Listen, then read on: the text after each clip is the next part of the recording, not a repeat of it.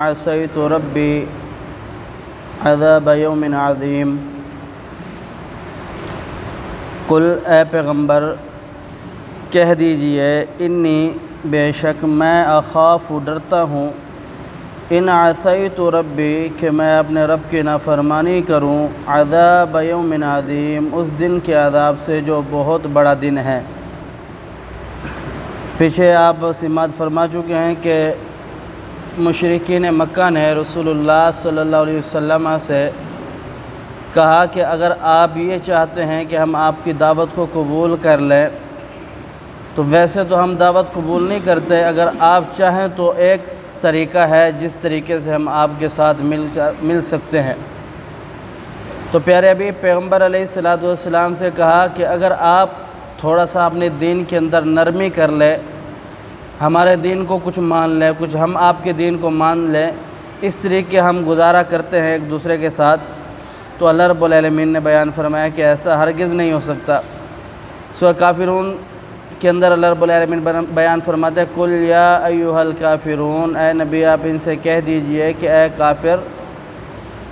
لا اعبد ما تعبدون ولا انتم عابدون ما اعبد ولا انا اعبد ما عبدتم، کہ جس کی ہم عبادت کرتے ہیں اس کی تم عبادت نہیں کرتے، اور جس کی تم عبادت کرتے اس کی ہم عبادت نہیں کرتے۔ تو اللہ رب العالمین نے بیان فرمایا کہ مشرکوں سے، ان جاہلوں سے یہ کہہ دیں کہ جو تمہارا دین ہے مصنوعی دین ہے، بتوں کی پوجا کرنے والوں، تمہیں کیا معلوم کہ ہم تمہارے ساتھ مل کر کے تمہارے ساتھ پھر باطل پر جمع ہو جائے۔ ہمارا دین تو حق والا دین ہے، ہم آپ کی ایک ذرہ برابر بھی بات نہیں مان سکتے سوائے ان باتوں کے جو بات حق ہے، جو اللہ اور اس کے رسول نے جس چیز کا حکم دیا ہے ان باتوں کے۔ اب اس آیات مبارکہ کے اندر اللہ رب العالمین بیان فرما رہے ہیں کہ آپ ان سے کہہ دیں کہ ہم آپ کے دین کو قبول نہیں کرتے۔ تو رسول اللہ صلی اللہ علیہ وسلم نے ان کے کہنے پر ان کو یہ جواب دیا کہ میں ڈرتا ہوں کس چیز سے؟